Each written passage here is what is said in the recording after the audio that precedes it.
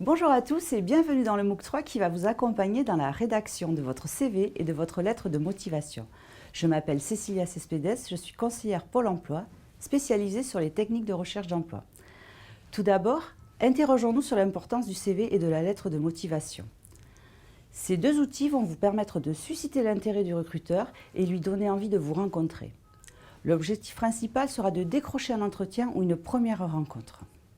Grâce à votre CV, l'employeur va pouvoir se faire rapidement une idée de ce que vous avez à lui proposer.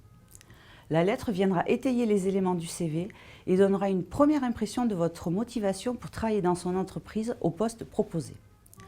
En fonction de ce qu'il va percevoir de votre candidature et de l'adéquation au poste qu'il propose, il choisira de vous recevoir en entretien pour en savoir plus.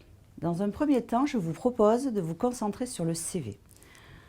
Dans les MOOC précédents, vous avez listé vos connaissances, vos compétences ou savoir-faire et vos qualités. Vous allez devoir maintenant les trier et les organiser afin de les mettre en valeur.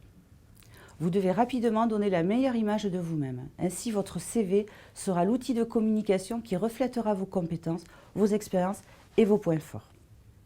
Mettez-vous un instant à la place du recruteur. Comment va-t-il, d'après vous, présélectionner les candidats susceptibles de correspondre au profil qu'il recherche ?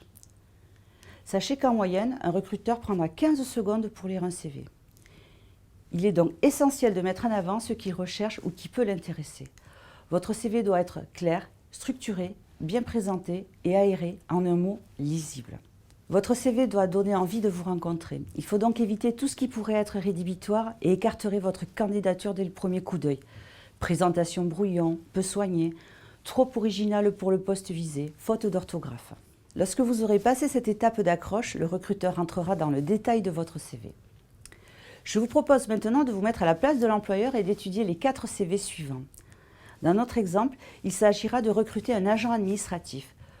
Vous pourrez voter pour le CV qui vous paraît le plus adapté à l'offre ci-dessous.